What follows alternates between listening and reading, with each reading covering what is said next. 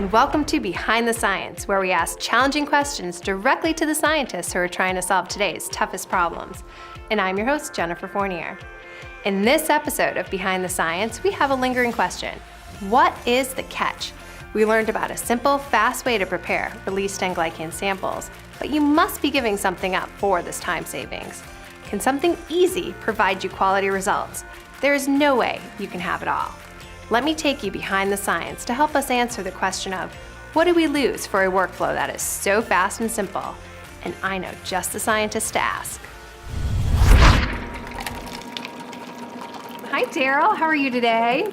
Hey, Jen, I'm fine. How are you? Great.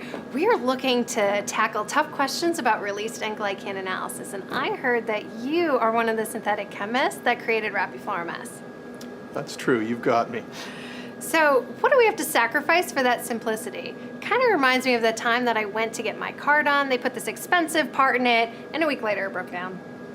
I'm not an expert with auto mechanics. I'm sorry to hear about your car, but I do know quite a bit about tagging of N-glycans, and really it's as simple as it seems. So I also heard that you have a really cool lab. Do you think you can show me more? You know, Jen, I'd love to, but I'm kind of in the middle of something. I do have a cookie. To the lab! 5 minutes.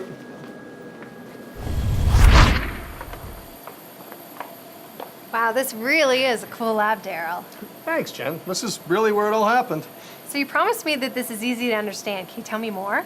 Yeah, probably the best way to do that is if we go to the whiteboard. Great. The fact is, glycans cannot be seen by optical detectors or mass spec without some form of chemical modification. This modification, whether the reaction is slow or fast, is the key to sensitivity on any detector. This is starting to make a lot of sense now, Darryl. So what I think you're telling me is that we need some type of reagent or label on these released N-glycans to be able to see them on a detector. Yeah, that's exactly it, Jen. Once we made that decision, it came into the synthesis lab, and we spent quite a bit of time going through different novel prototypes. We even looked at procanamide, one of the MS-friendly forms that's been reported previously in the literature. It sounds like science fiction. Well, it's more like science fact. Here, let me show you where we ended up. Great. There are 3 components that are key to the success of the RapiFluor-MS reagent: a rapidly reacting succinamidyl carbamate, a highly fluorescent quinoline chromophore, and an MS-active tertiary amine. So this is the secret sauce.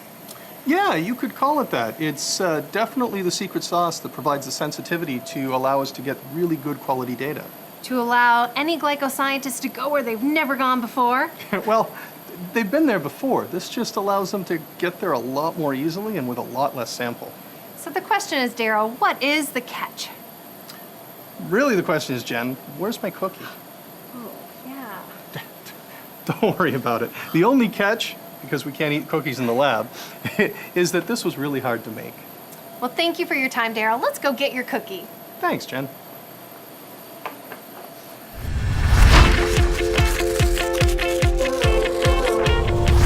There really is no catch, but I guess it just goes to show that nothing is easy. For something to be just that good, many years of planning, research, learning, and understanding goes into something that is purposefully designed to meet a need. And on the rare occasion that it does happen, it's just like in a good sci-fi novel. Magic can happen.